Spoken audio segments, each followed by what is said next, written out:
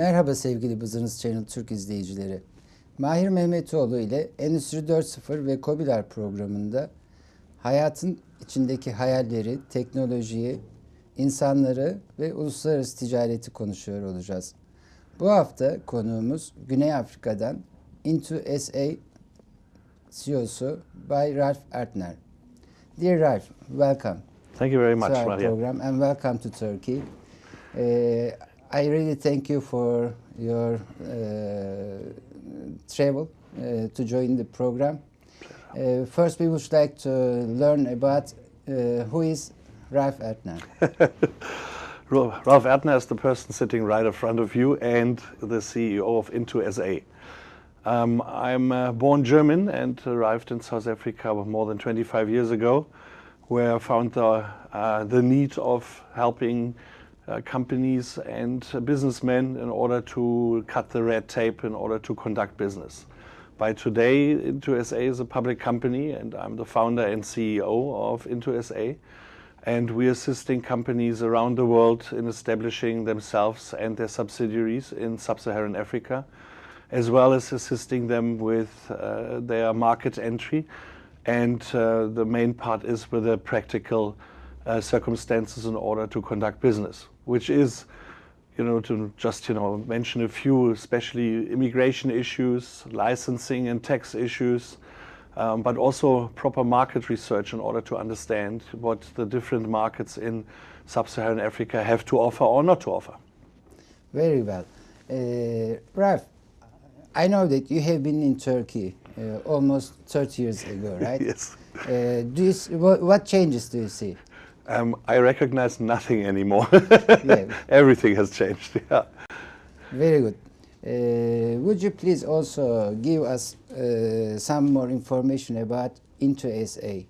How it has started, what Into SA is doing, and which opportunities exist in the Africa?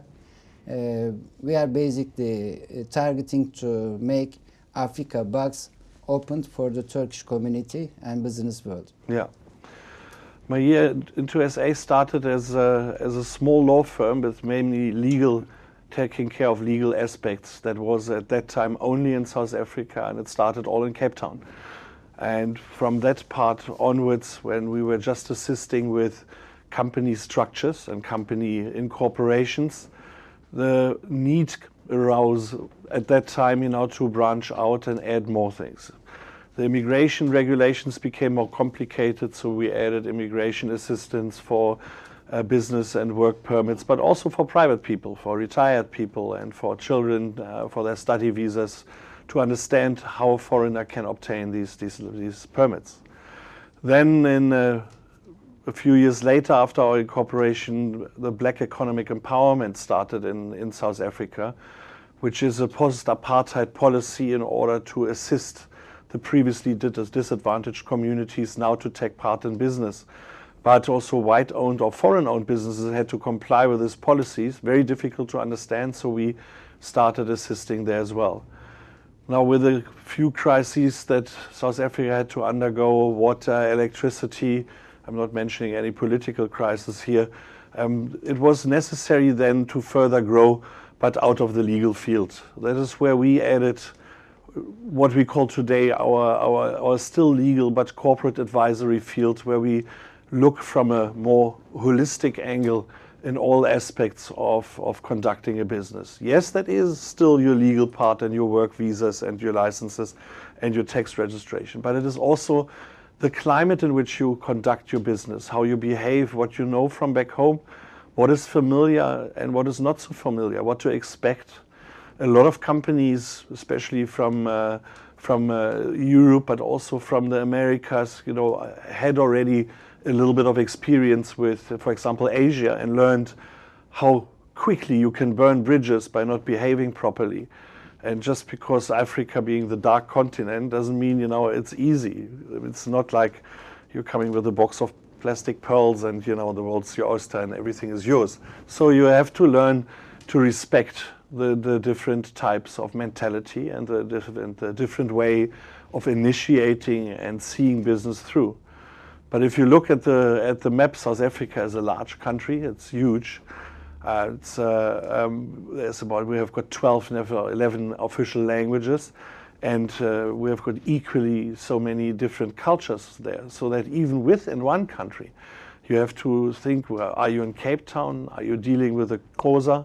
Or are you dealing with Sothos or Tswanas, in the north in Johannesburg? Or you're in Durban and dealing with the Zulus? And that is only then South Africa. Then you look at sub-Saharan Africa with 49 countries where they're speaking English, partly French, Portuguese. Some of them are former German colonies, some Portuguese colonies. You encounter hundreds of different tribes and mentalities and ways to conduct business. You've got very efficient economies and very little red tape, and other countries almost impossible to understand what they actually want from you in order to conduct business. So that's where we see still, especially today, our role in bringing clarity. Where are the opportunities? Where can you actually meet the requirements for cutting the red tape? And where is the, let's say, also the fastest prospect of reaching a success with your company and your product or service? Good explanation, Ralph, about the diversity of cultures in Africa.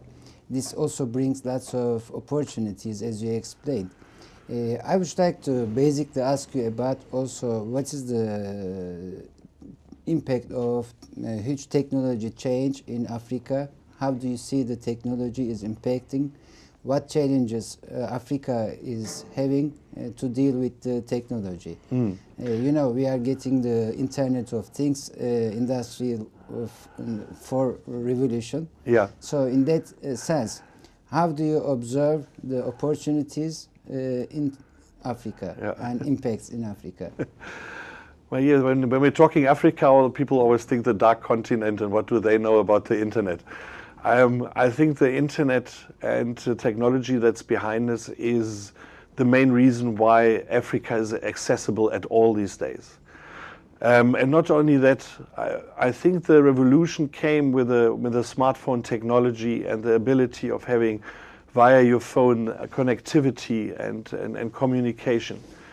If you look today at South Africa, which has got still a literacy rate of almost 40%, but you have in South Africa a country with the highest per capita possession of cell phones. It is because infrastructure in the traditional sense, which is very expensive and very difficult sometimes to reach rural area, has been replaced by modern technology, which is the smartphones and the internet connectivity.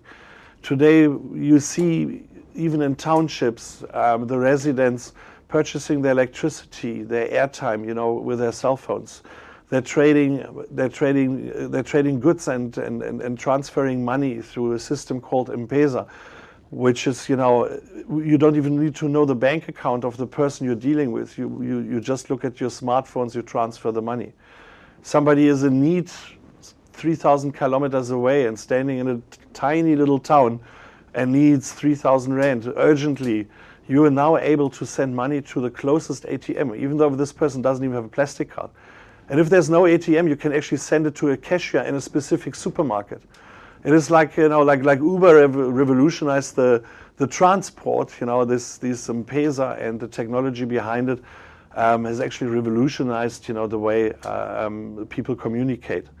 And of course, the appetite now, we have a growing middle class and upper class amongst, especially in South Africa, amongst the black population, but also you see that mainly in Eastern Africa. And with that comes, not only the appetite and hunger, but the necessity for new technologies, because now it's time, to tackle the real problems. And the real problems are, first of all, electricity, power. We have got more countries with load shedding, and load shedding means that parts of the grid have to be cut off during the day in order to, rationalize or rationalize parts of the electricity so that there is enough for everybody. That, addressing new technologies in order to generate electricity, became a demand in Africa. And until only, I would say, 5 to 8 years ago, the coal-fired power plant was pretty much the coolest thing of the day.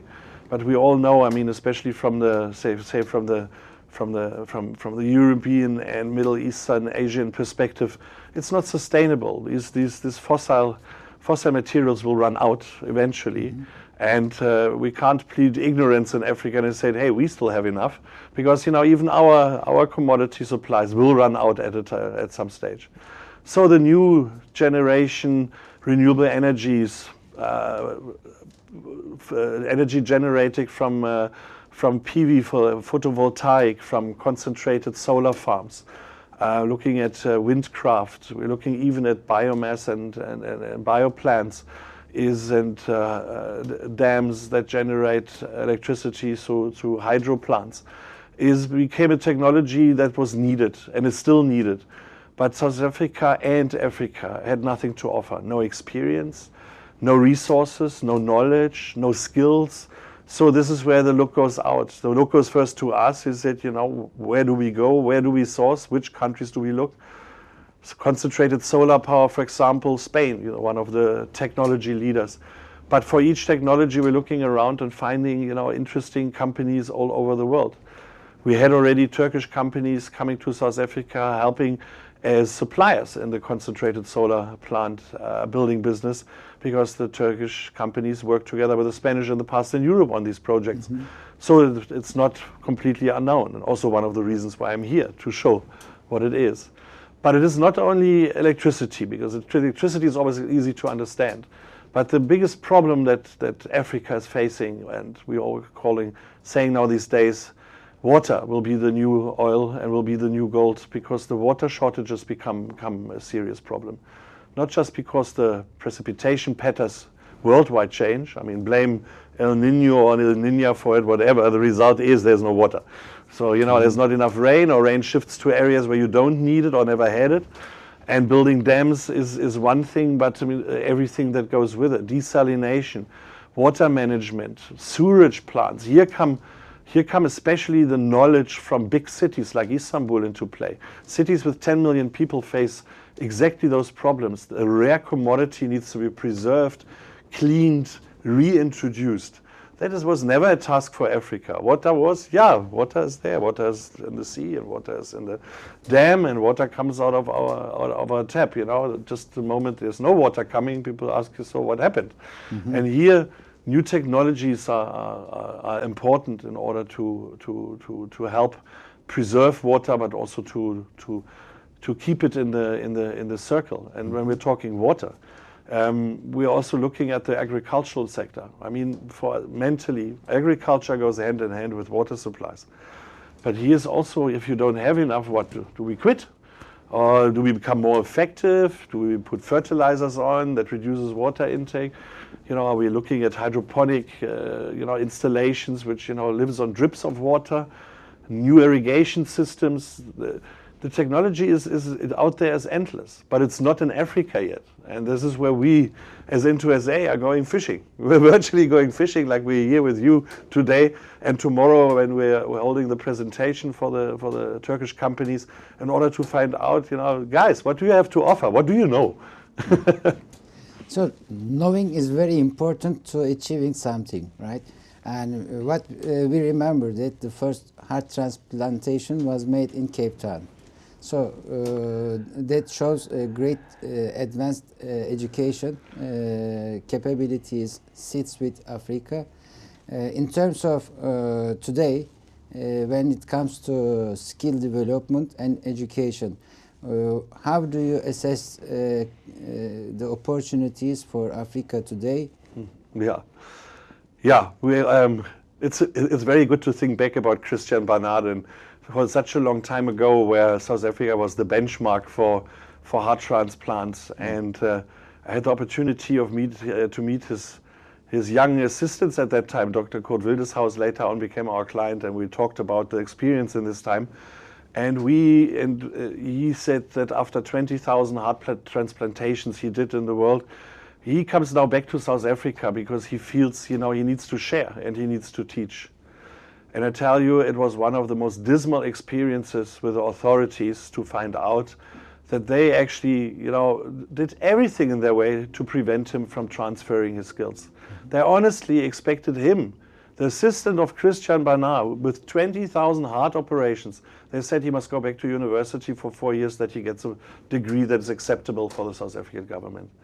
And this is exactly where we're sitting today. We're sitting in an absolute disastrous position.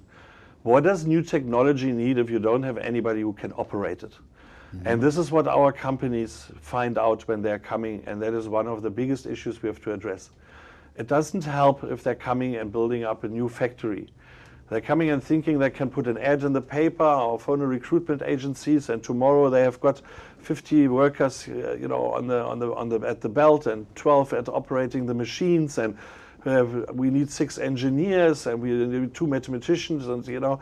And then I look at them with my blank face, and then I said, you know, no, that's what you need, but that's not what you get tomorrow. You know, there's actually nothing what you get tomorrow. So we're sitting in a situation where there's still a huge backlog in skills development in not only in South Africa, in Southern Africa. And the government tries to address that and to build skills development features into various policies, making various licenses depending, or even immigration visas depending on that there's a skills transfer happening.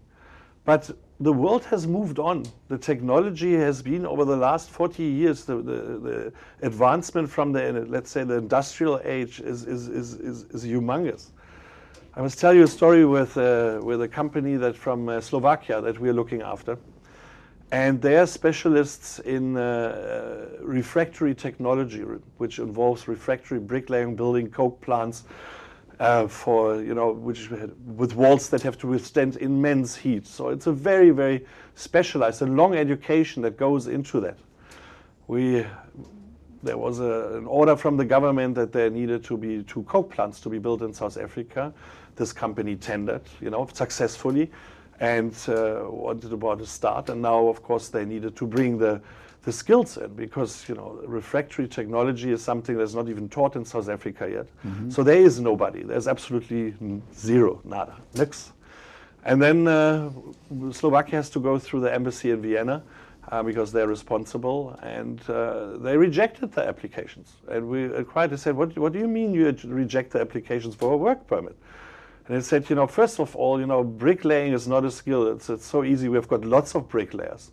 But I said, but these are refractory bricklayers. They're building walls that withstand 3,000–4,000 degrees. You know, they studied for 10 years, you know, how to do that. This is a highly, highly sophisticated knowledge. And I said, whatever, but, you know, and everything just to build a plant for Coca-Cola. I said, what do you mean with Coca-Cola? I said, a Coke plant.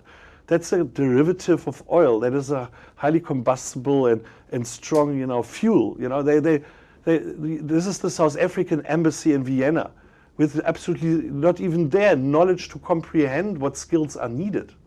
So here is usually my take on when we advise new companies who are coming, make a plan from the beginning of bringing enough teachers with, or even better, because we're getting difficulties sometimes with getting the visas for them, you know, actually make a plan of sending, you know, people from university or in South Africa and bring them home. School them and train them, you know, on the machines at home, you know, in Slovakia, in Turkey, wherever, you know, in order to show them and say, listen, until we're finished and say we're satisfied, you can do it now. Now let's go back and build it. Which then, of course, means you're using more time as well to establishing yourselves. But I mean, for a reason. You don't want to sit with a factory where you have people, you know, with no skills operating your expensive machinery, and then you want to document a failure in the end. It was very great and to know the skill requirements in terms of investing in Africa. But we also observe closely that Chinese companies is taking big role in sub-Saharan Africa and Africa. So when it comes to Turkish technology companies and also middle-range companies and big companies, what would you advise in addition to your advice related to skill development? What opportunities exist, and what is the best way to target in Africa for Turkish companies going into Africa? Big question. Yes. Let's start with the first part. I think it is a reality today that Chinese companies are going, they're not only going to Africa, they are in Africa. There's not a single country where you think, hey, let's be first, let's be there before them. No, they have been there. But we also all know that, what they sell is not necessarily comparable from the quality and also from the history and from the after-sales service, let's call it that way, compared with other companies, other companies from other countries in the world. So I think besides the skill element that we said, one big thing, and you find that sometimes reflected in the tender documentation for government tender in infrastructure projects, etc., that one shouldn't just think of, you want a bridge, you get a bridge. Because that is the Chinese approach. The Chinese company comes, they come with their own labor, they're there for 6 months, they build the bridge, there's the bridge, here's the check, thank you very much, gone. So what is the result? Let's focus on it. The government has spent money and they got the bridge, but nothing else. And there's a possibility of having more. First we said, why not bringing not only your own people, but training? So add the skill. In future times, not tomorrow, not the day after tomorrow, but in a couple of years, that they are possible, that they're also having a company that can build bridges. The second thing is, it's a big word, and I actually hate it, social economic benefit. It's like a word monster. It's a social economic benefit. I'm looking at, is there any benefit for the community outside that they're having a bridge now standing there? How about, of all these suppliers during the time that were supposed to, maybe could have supplied something, whether it's, drinks and food for the building side, whether it's the small nails that don't have to come from your own country because there's good nails, wood planks, even a little bit of boring machineries and tools, use them from the local area around it so that they benefit from that bridge. It's not just a bridge standing there. During the times they've used it, okay, and they use their service, their materials. Add something on. While I'm busy building the bridge and while I'm painting the bridge and spending 60,000 liters of paint, make it 61,000 liters of paint and paint the local kindergarten or school. Add that in. Put, at the day of the tape cutting, they're putting plants, then everything, for the mayor coming and cutting the tape. And then afterwards they remove the plants. Why? Plant the plants in the roads around the bridge so that, the community has got a benefit from it.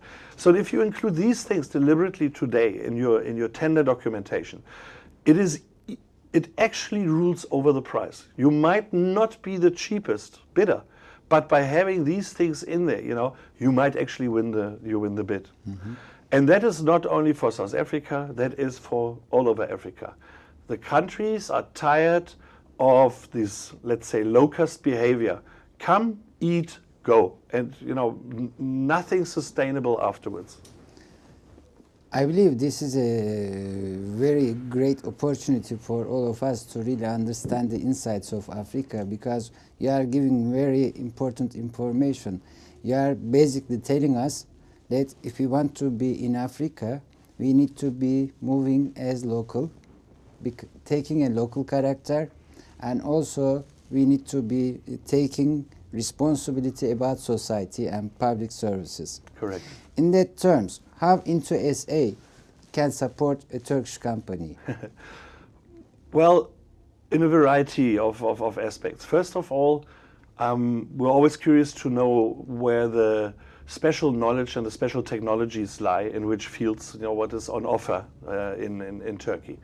Then identifying which are the areas where where's the biggest demand for something like that. If it's around electricity, then it's usually pretty much every country in Africa. So one has to look for other criteria. But if it is, for example, desalination plants, a specialized company, we're looking, of course, at the coastal areas, and of those, areas where also the government can afford it. I mean, this is an important aspect, because at the end somebody has to pay for it. In this context, if it is expensive technology, big infrastructure project, we are looking at, we have very close access to almost all of the sub-Saharan African governments.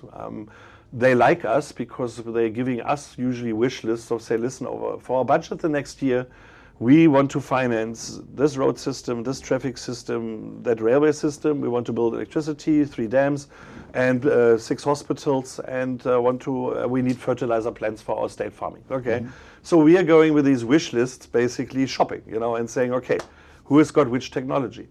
Now, when it becomes too expensive, and we are sitting maybe with a Turkish company and looking at a desalination plant, and we're looking at the budget of Malawi, for example, that sometimes they're looking into it.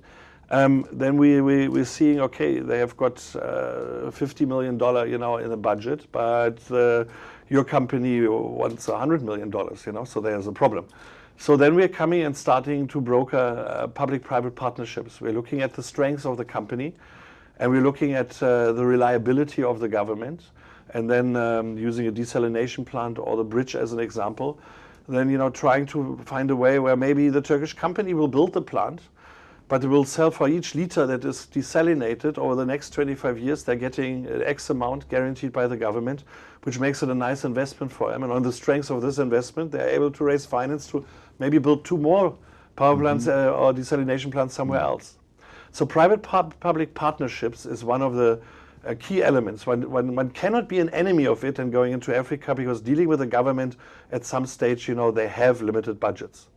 But even if they have the budgets, like for example, South Africa has got a lot of infrastructure projects where there is no PPPs, where there is actually cash for industries. Intu-SA will look into the contract that's actually signed and the conditions. By just saying I have to trust the government because it's a government, is the wrong approach. We find, unfortunately, that some of the government representatives are also a little bit sneaky. And when I say sneaky, I don't want to really use the word corruption, because corruption has got so many dimensions. But having a fair business deal these days in Africa needs a lot of strong back, a lot of influence on the partners there in the government, and a lot of due diligence work before that in order to cut that out.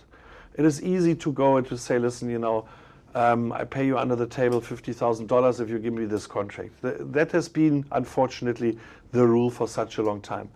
But over the last years, the procurement legislation of most of the African countries has changed, and they're fighting with might the corruption element. I remember times when we opened our branch in Maputo in Mozambique.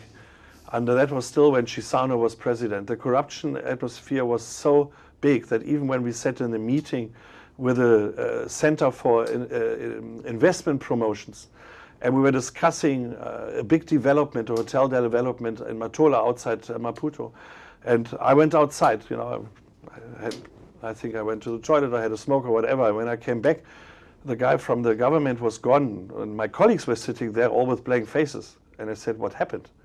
And they said, listen, the moment you walked out of the door, he said, okay, here's the deal. He said, my wife needs a car, my son needs a job, and I need a holiday. And if I don't get that, you will never get electricity on your side. So, this is unfortunately, also something where we play a big role in order to help it. It is sometimes a level of corruption that a lot of Turkish companies will not be used to, or not expect to on that level of negotiation. That we sit with every step of the way and just make sure that in the end of the day, goods and services are delivered, installed and used, and money changes hands, but only the money for the goods and services. Thanks, Irat. It was great to host you in my program. Thanks for your kindness, and you have given great perspectives to all of us about Africa. Would you like to say something in Turkish to our audiences? I have no memory anymore. The only word in Turkish I remember, and I think that's a good thing always, and I see that here on your face, gülümse. Always smile. Very nice. Good one. Evet sevgili izleyicilerimiz, bu haftaki programımızı da Bay Ralph Ertner'i konuk ederek tamamlıyoruz. Özellikle Afrika ve Güney Afrika'daki fırsatların değerlendirilmesi için bizlere çok önemli bilgiler paylaştı. Yerelleşmenin ne kadar önemli olduğunu, yerel partnerler bulmanın ve topluma katkı sunacak sosyal projelerle yerelleşmenin çok önemli avantajlar sağlayacağını belirtti. Kendilerine teşekkür ediyorum. Sevgili izleyiciler, Business Channel Türk'te Mahir Mehmetoğlu ile Endüstri 4.0 ve KOBİ'ler programının bu haftaki süresini tamamladık. Bir sonraki hafta görüşmek üzere. Hepinizi sevgi ve saygıyla selamlıyorum.